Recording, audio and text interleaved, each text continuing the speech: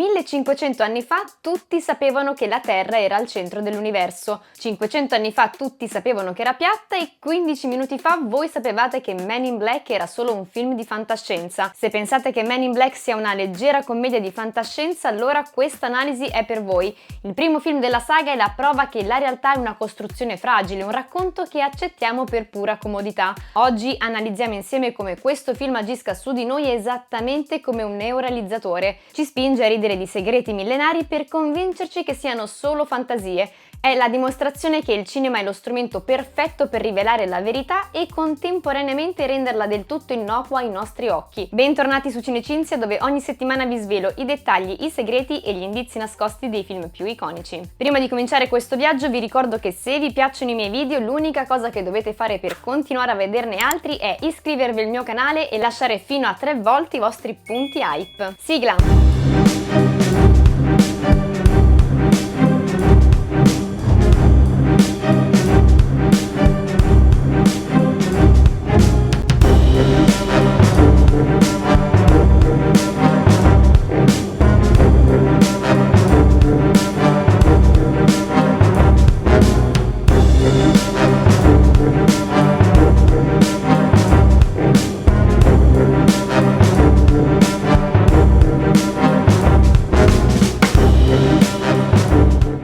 Capitolo 1. Men in Black è una storia vera? Tutto ha inizio molto prima che Hollywood decidesse di vestire Will Smith con un abito scuro. Dobbiamo tornare al 1952 a Bridgeport, nel Connecticut. Qui un uomo di nome Albert Bender fonda l'International Flying Saucer Bureau, la prima vera organizzazione civile dedicata allo studio dei dischi volanti. Bender è un appassionato, un ricercatore meticoloso che riceve segnalazioni da tutto il mondo, convinto di essere vicino a una verità capace di cambiare la storia dell'umanità. Ma la sua ricerca si interrompe bruscamente nel 1953. Bender dichiara di aver ricevuto la visita di 3 uomini. Indossano abiti neri identici, camicie bianche inamidate e cappelli scuri calati sugli occhi. Non sono agenti cordiali e non hanno neanche il senso dell'umorismo. Emanano un'aura di minaccia pura e silenziosa. Questi individui gli intimano di cessare ogni attività e di distruggere le sue ricerche. L'effetto è immediato. Bender, terrorizzato, chiude l'organizzazione e si ritira a vita privata per anni, parlando di quell'incontro come di un trauma che gli ha tolto il sonno. Dalle stanze chiuse di Bender, la voce di queste presenze inquietanti si sposta sulle coste dello stato di Washington, con quello che è passato alla storia come il caso di Maury Island. Harold Dahl, una guardia costiera, racconta di aver visto 6 oggetti a forma di ciambella sorvolare la sua barca. Il giorno dopo, un uomo con un vestito nero impeccabile lo invita a colazione in un locale della zona. Anche questo non è un incontro amichevole. Lo sconosciuto descrive nei minimi dettagli tutto ciò che Dahl ha visto il giorno prima, nonostante non ci fossero testimoni. La minaccia è implicita ma chiarissima. Dimentica tutto se vuoi che la tua famiglia resti al sicuro. È qui che il folklore inizia a farsi carne e ossa. Le testimonianze si moltiplicano, descrivendo uomini dalla pelle troppo pallida, dai movimenti meccanici e dalla parlata priva di inflessioni, come se stessero recitando una parte umana senza esserlo davvero. In questo clima di paranoia collettiva, il governo americano decide che non può più restare a guardare.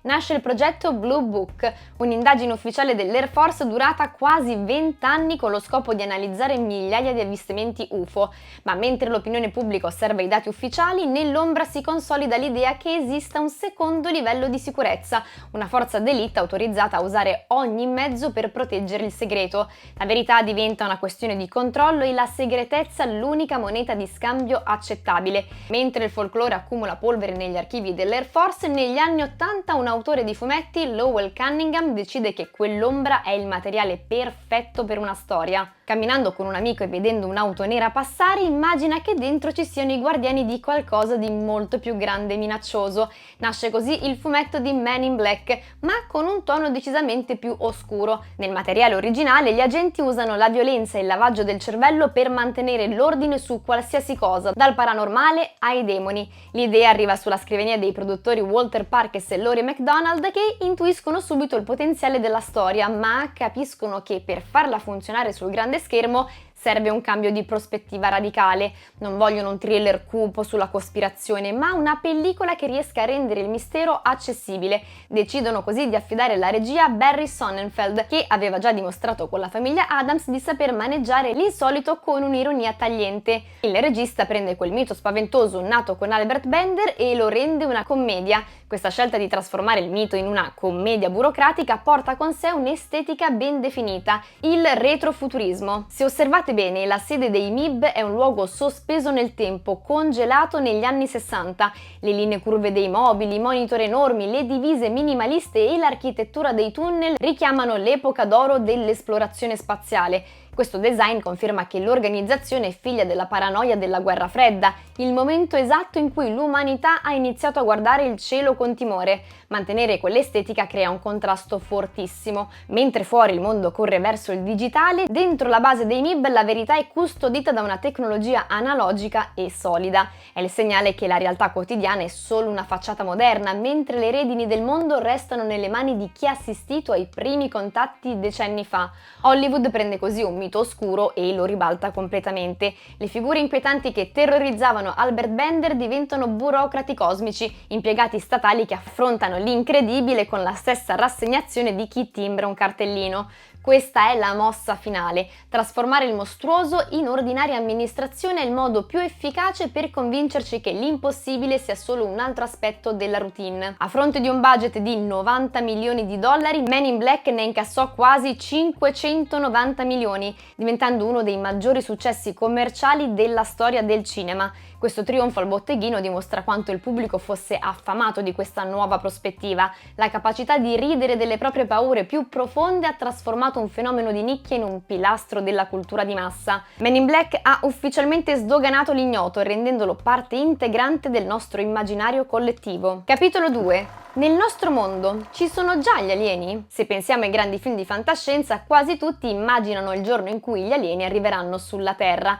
Men in Black sceglie una strada completamente diversa. L'invasione appartiene già al passato. Da moltissimo tempo gli alieni vivono tra noi e la loro presenza fa ormai parte dell'equilibrio del pianeta. Camminano sui nostri stessi marciapiedi, lavorano nei nostri uffici, prendono un caffè nei nostri bar e aspettano il verde al semaforo accanto a noi. Altri svolgono il ruolo di diplomatici, altri sono commercianti, altri ancora rifugiati in fuga da guerre combattute a migliaia di anni luce di distanza. La Terra è una sorta di porto franco galattico, un punto d'incontro dove specie provenienti da mondi diversi condividono lo stesso spazio senza attirare l'attenzione. Questa idea cambia completamente la nostra solita prospettiva. Gli alieni rappresentano una società invisibile che vive accanto alla nostra. L'universo immaginato da Men in Black appare incredibilmente ordinario proprio perché ogni elemento straordinario entra a far parte della quotidianità.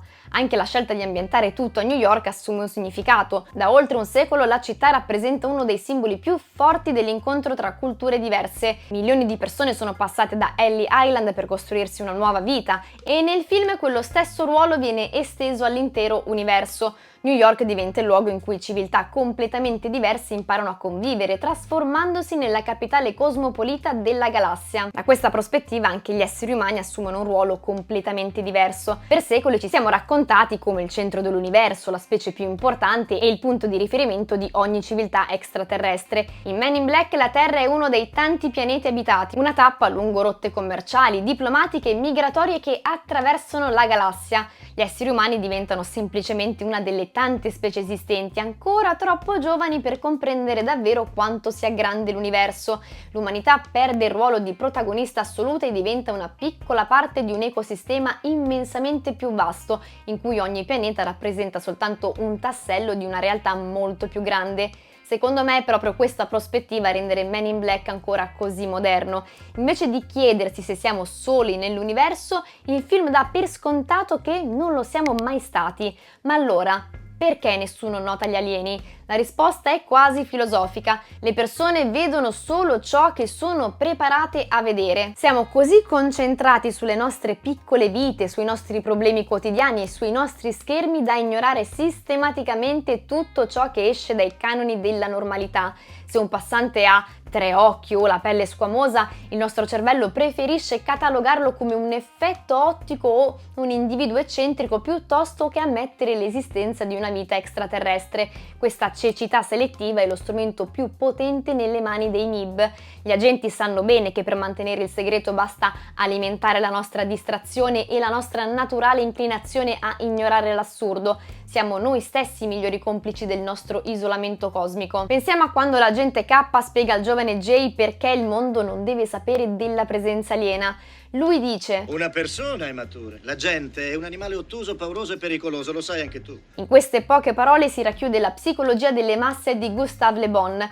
Il film ci dice che, una volta inserito in un gruppo, l'individuo perde la sua capacità critica e si lascia trascinare dall'emozione più primitiva, la paura. Se la verità venisse rivelata, non avremmo un'elevazione della coscienza collettiva, ma il caos assoluto. La segretezza dei MIB quindi serve a proteggerci da noi stessi, dalla nostra incapacità di gestire l'ignoto senza cedere al panico. E mentre la massa è distratta dal panico o dalla quotidianità, il mondo progredisce grazie a quello che i MIB chiamano scambio culturale.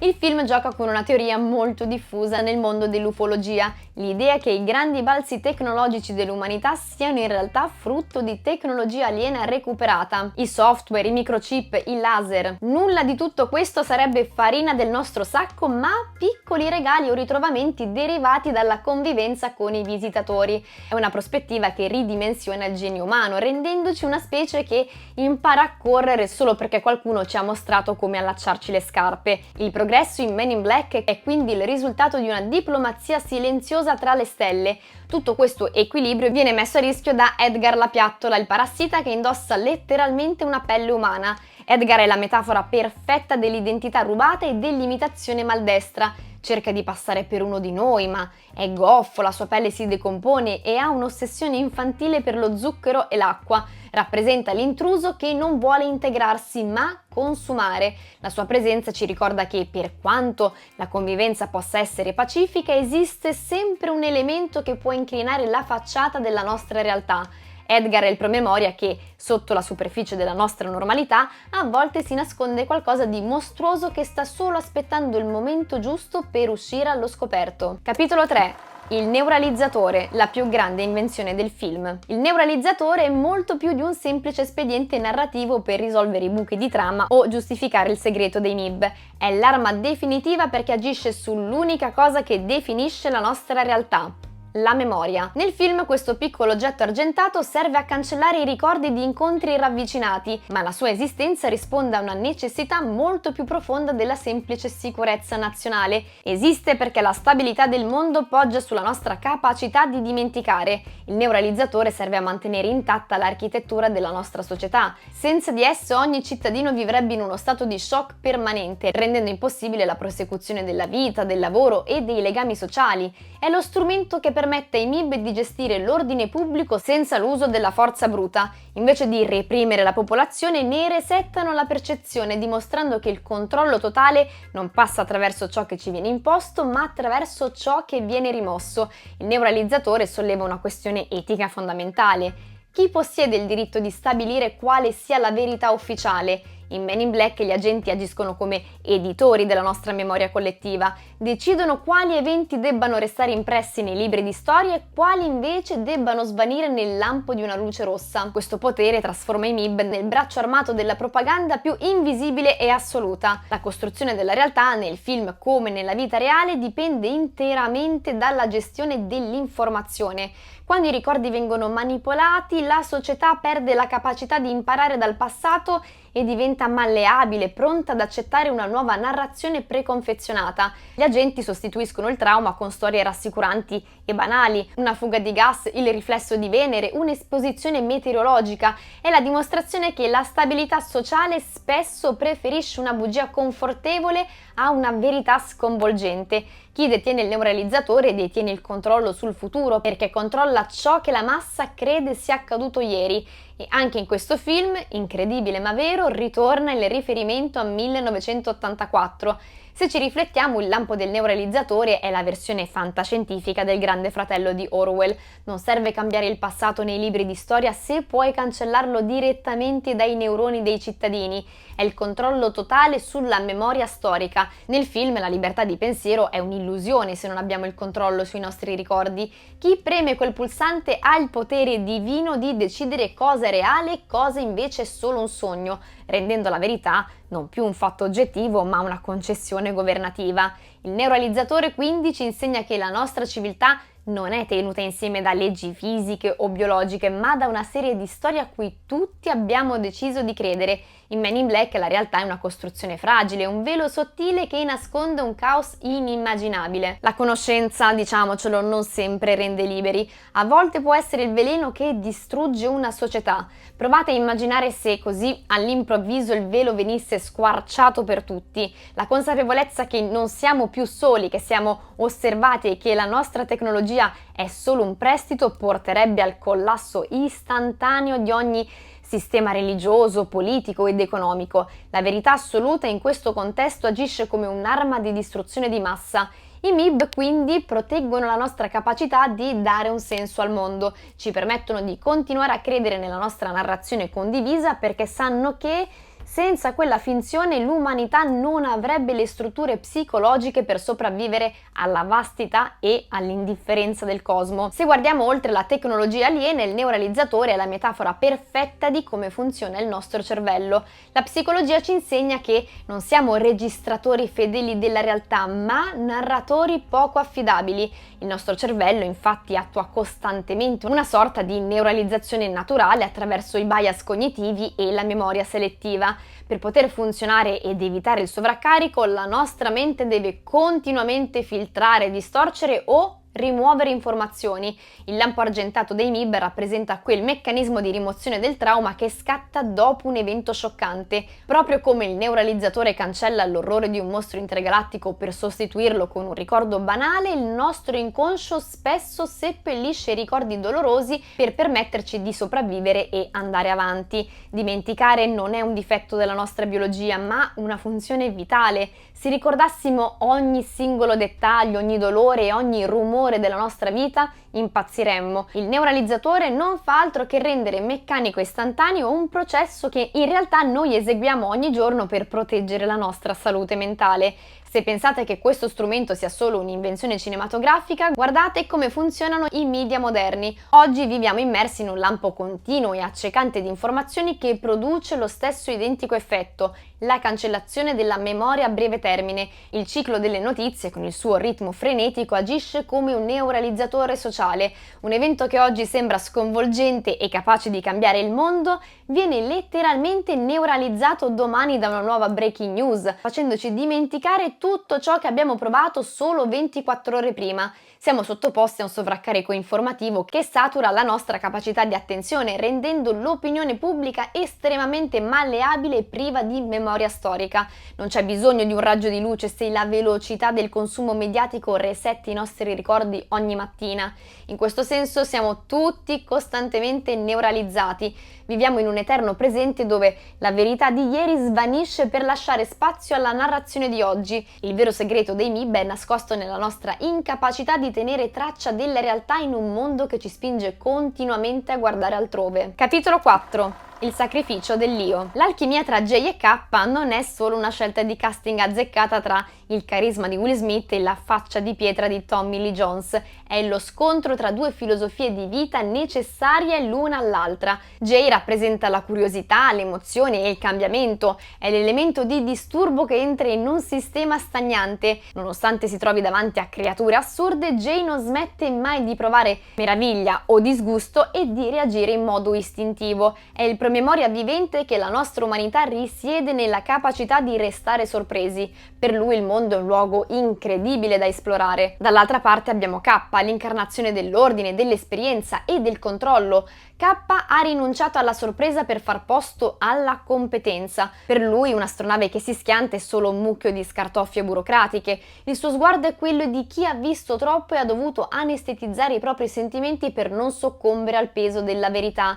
Se Jay è il cuore che batte, K è la corazza che lo protegge. Due prospettive opposte ma che solo insieme riescono a mantenere l'equilibrio tra la follia dell'universo e la calma del nostro pianeta. Il viaggio di Jay e K è un elegante passaggio di testimone, un incrocio di destini dove ognuno assorbe l'essenza dell'altro. Assistiamo a un processo di maturazione speculare. Jay abbraccia gradualmente la gravità di K imparando che la conoscenza richiede un prezzo altissimo e che l'abito nero è un'armatura necessaria per proteggere il mondo. La sua iniziale esuberanza si trasforma in una consapevolezza stoica, rendendolo l'erede naturale di una tradizione di guardiani invisibili. Allo stesso tempo assistiamo al miracolo del ritorno alla vita. K torna lentamente a essere umano. La vitalità contagiosa di Jay agisce come un catalizzatore, riaccendendo in K la capacità di provare sentimenti che sembravano sepolti sotto decenni di protocolli e minacce galattiche. Attraverso gli occhi del suo giovane partner, K riscopre la bellezza di ciò che protegge, capendo che il suo tempo come sentinella è giunto al termine.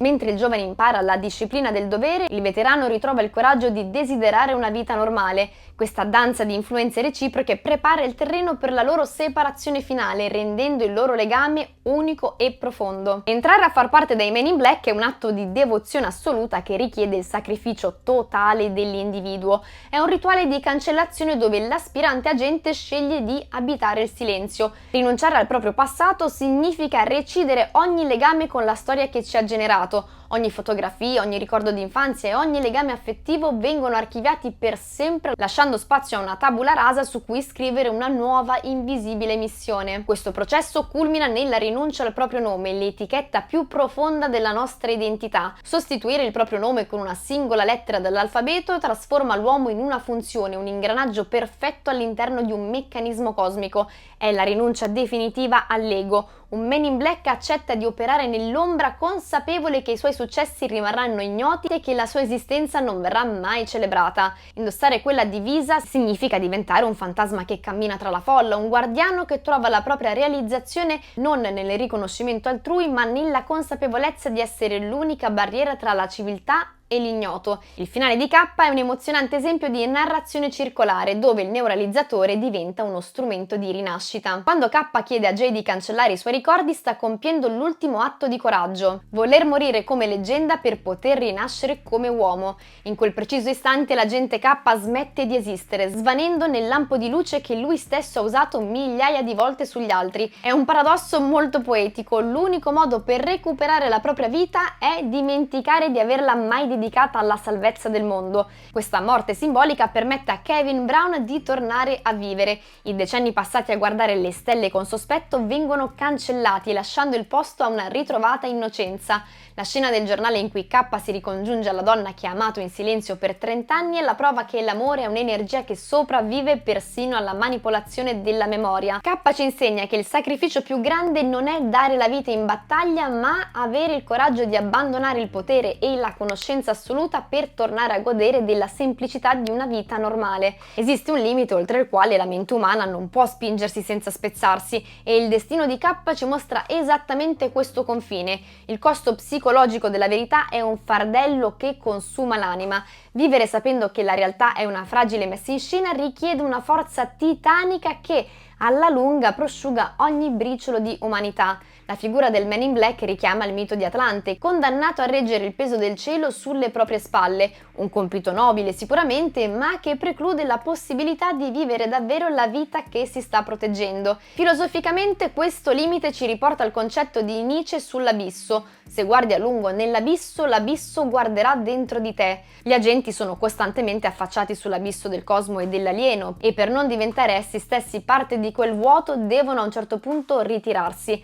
La scelta di K ci dice che la saggezza suprema consiste non tanto nell'accumulare segreti all'infinito quanto nel capire quando è il momento di tornare alla caverna di Platone. Se mi seguite da un po' vi ricorderete dell'analisi della caverna che avevo già fatto nel mio video su Matrix. Paradossalmente l'atto più umano che un Man in Black possa compiere è scegliere di tornare all'ignoranza, accettando che la felicità risiede nella capacità di meravigliarsi delle piccole cose, liberi dalla maledizione di conoscere l'architettura dell'universo. Capitolo 5. I dettagli e gli indizi nascosti. Il film si apre con una libellula che attraversa la luna, un'immagine che richiama immediatamente il logo della Amblin e l'iconografia di E.T. di Spielberg, ma il romanticismo dura proprio un attimo perché poco dopo l'insetto viene brutalmente schiacciato dal parabrezza di un camion. Questo dettaglio introduce il tema centrale del film, il rapporto tra il grande e il piccolo. Per noi una libellula è insignificante, un essere minuscolo che possiamo eliminare senza pensarci. Il finale ci suggerirà che su una scala cosmica superiore l'intera umanità potrebbe occupare esattamente la stessa posizione. La nostra importanza dipende solo dalla prospettiva da cui guardiamo. In più possiamo dire che il film è letteralmente infestato, dalla libellula iniziale fino agli scarafaggi che Edgar protegge ossessivamente. E non è un caso. Gli esseri umani schiacciano gli insetti senza pensarci, convinti della propria superiorità. Gli insetti sono il metronomo che scandisce il passaggio dal microscopico al cosmico, portandoci dritti verso la verità della biglia. Passiamo agli occhiali da sole dei Men in Black, che sono lo strumento che definisce chi appartiene a quale realtà. Da un lato hanno una funzione pratica vitale, proteggono gli agenti dalla luce del neuralizzatore, permettendo loro di mantenere intatta la propria coscienza mentre resettano quella degli altri. Dall'altro invece diventano il confine simbolico tra chi conosce la verità e chi accetta di vivere nella versione ufficiale e rassicurante della realtà. Coprire gli occhi significa anche esercitare un potere, quello di controllare ciò che può essere visto. Una volta indossati, questi occhiali cancellano le differenze individuali e le espressioni dello sguardo, trasformando gli agenti in figure anonime, quasi sovrumane. Mentre il mondo intero considera i giornali scandalistici come una raccolta di assurdità senza fondamento, per i Men in Black questi rappresentano le fonti più affidabili e preziose a disposizione. La genialità del film risiede nel mostrare come il segreto venga protetto proprio attraverso il ridicolo. Basta collocare un fatto reale accanto a 10 notizie palesemente inventate perché la mente umana scarti tutto come pura fantasia. Il titolo sulla donna convinta che un alieno abbia rubato la pelle del marito è la cronaca precisa di ciò che sta accadendo a Edgar. La verità abita il formato dell'incredibile, permettendo al segreto di viaggiare alla luce del sole perché nessuno è veramente disposto a prenderlo sul serio. È la strategia suprema della disinformazione: nascondere l'elefante in una stanza piena di specchi deformanti. All'interno della sede dei Men in Black un enorme monitor tiene costantemente sotto controllo gli alieni che vivono sulla Terra sotto falsa identità, rivelando una lista di nomi sorprendente. Tra i volti visibili compaiono figure che hanno plasmato la nostra cultura, come Steven Spielberg e George Lucas. Il film scherza sul fatto che la loro capacità di creare immaginari extraterrestri così vividi derivi proprio dal fatto che appartengono a quel mondo. La lista continua con nomi del calibro di Sylvester Stallone, Danny DeVito e Dionne Warwick, estendendo l'idea che il talento straordinario o il successo fuori dal comune siano indizi di un'origine non terrestre. La presenza del regista stesso, Barry Sonnenfeld, e di sua figlia tra i segnalati aggiunge un tocco di autoironia, mentre la rivelazione finale di Jay su Dennis Rodman conferma la regola. Le personalità più eccentriche della nostra società sono spesso visitatori galattici in incognito. Il film gioca anche con le leggende della musica, trasformandole in verità aliene. Di Elvis Presley viene confermata la teoria del complotto definitiva. K spiega che non è affatto morto, ma è solo tornato a casa, ovvero il suo pianeta d'origine. Il film è pieno poi di omaggi a Elvis, dalla musica di sottofondo nel tunnel al tabloide che lo avvista alla Casa Bianca fino all'orologio Hamilton Ventura indossato da Jay, lo stesso modello amato anche da Elvis. Anche Michael Jackson appare tra gli alieni sorvegliati sui monitor della sede e incredibilmente il cantante entrerà a far parte del cast nel secondo film. Ma questa è un'altra storia, anzi, se vi piacerebbe vedere anche il secondo capitolo dedicato a Men in Black 2, fatemelo sapere nei commenti. Passiamo a Frank, che è il personaggio che incarna perfettamente il concetto di apparenza ingannevole. Si presenta come un cagnolino, ma in realtà è un'intelligenza extraterrestre che possiede informazioni decisive per il destino della Terra. Il suo ruolo serve a ribaltare completamente l'idea che la saggezza debba avere una forma solenne o imponente. Frank parla, insulta e conosce le intricate dinamiche della politica galattica meglio di chiunque altro. Attraverso di lui il film ci insegna che il nostro pregiudizio basato sull'aspetto esteriore ci porta sempre a conclusioni sbagliate. Dimenticate poi le basi segrete oscure. La sede dei Men in Black funziona esattamente come un ufficio immigrazione o un aeroporto. Ci sono la dogana, il controllo passaporti e la burocrazia per i nuovi arrivi. Gli alieni non sono invasori, sono semplici turisti o al massimo rifugiati spaziali. Trattare creature mostruose come passeggeri in attesa del volo toglie ogni timore e rende ogni incontro con l'ignoto una sorta di routine. Avete mai notato poi che nella casa di Edgar ci sono trofei di caccia e animali scuoiati? Lui è un uomo abituato a uccidere e privare le creature della loro pelle. Il destino che gli riserva la piattola aliena è un contrappasso visivo perfetto. Edgar finisce per subire esattamente ciò che infliggeva agli animali. Il suo corpo viene svuotato e usato come un semplice abito, un involucro di pelle indossato da qualcun altro. Da cacciatore quindi a trofeo. Il film ci mostra quanto sia sottile il confine tra chi domina e chi viene dominato. Insomma, in Men in Black ogni dettaglio porta a una sola verità. Le apparenze ingannano e le dimensioni sono relative. Che si tratti di un gatto, di un tabloid o di un monumento, la verità è sempre stata lì, nascosta in piena vista. Capitolo 6. Il vero significato del finale. Abbiamo appena detto che in questo film bisogna imparare a guardare meglio e il gatto Orion ne è la prova definitiva. Mentre i Men in Black scrutano le stelle e setacciano il cielo alla ricerca della cintura di Orione, il segreto più prezioso dell'universo ronza tranquillamente ai loro piedi dentro l'obitorio. Quella galassia capace di generare una guerra intergalattica non è un sistema solare lontano anni luce, ma un gioiello incastonato in un collare. È la chiusura del cerchio narrativo. La verità non è nascosta nel buio o nello spazio, ma è rimasta sotto i nostri occhi per tutto il tempo, camuffata da banale accessorio domestico. Arquiliani e Piattole sono pronti a scatenare una guerra per una biglia, un oggetto che J e K faticano perfino a concepire come reale. Ma il punto è proprio questo: tutti combattono per un potere che nessuno comprende appieno. Per gli alieni la galassia è una risorsa o un simbolo, per gli umani è un pericolo imminente. La corsa del film mette in luce l'ironia della condizione umana. Siamo finiti nel mezzo di un conflitto cosmico non perché siamo importanti, ma solo perché ci siamo trovati sulla traiettoria di un oggetto che non sapevamo nemmeno di avere sotto il naso. Nell'ultima scena di Men in Black la macchina da presa si allontana velocemente dalla Terra, esce dal sistema solare, attraversa la Via Lattea e continua a correre finché l'intera nostra galassia non si rimpicciolisce, diventando una semplice biglia di vetro. In un istante tutto ciò che abbiamo visto, le battaglie, i sacrifici di J e K, il destino dell'umanità, viene ridotto a un oggetto da gioco nelle mani di una creatura aliena gigantesca. La Terra non è il centro dell'universo, è solo una biglia colorata in un sacchetto pieno di altre galassie. Questa inquadratura completa la tesi del film. La nostra realtà è solo un frammento di qualcosa di immensamente più vasto. Quella biglia finale rivela un'architettura a livelli. Se la nostra intera galassia risplende dentro una biglia tra le mani di un alieno, è possibile immaginare che quell'essere viva a sua volta dentro una realtà ancora più vasta. Il film mostra una continuità eterna dove ogni livello dell'esistenza è accolto e custodito in uno superiore. Spesso l'idea che l'universo sia indifferente e noi insignificanti viene vista come una tragedia, ma Men in Black la trasforma in una parabola del nichilismo positivo. Se siamo solo un punto invisibile in una biglia cosmica, allora tutte le pressioni, le aspettative sociali e le paure che ci portiamo dietro evaporano all'istante. Il nichilismo positivo è l'atto di accettare che nulla abbia un senso intrinseco o universale e proprio per questo siamo noi a poter creare il nostro significato. Essere infinitamente piccoli ci libera dall'obbligo di essere protagonisti del cosmo e ci restituisce il diritto di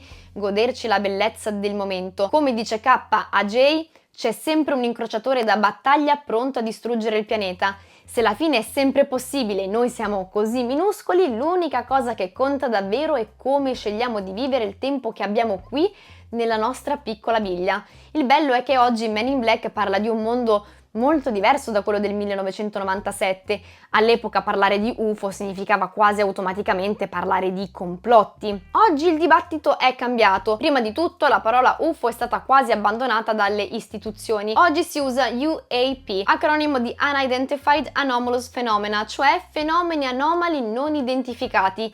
Il cambio di nome è importante, non implica che siano astronavi aliene, significa semplicemente che esiste un fenomeno osservato che, con i nostri dati disponibili, non è ancora stato identificato. Negli ultimi anni poi il Pentagono ha creato un ufficio dedicato, AARO, All Domain Anomaly Resolution Office, incaricato di raccogliere e analizzare queste segnalazioni.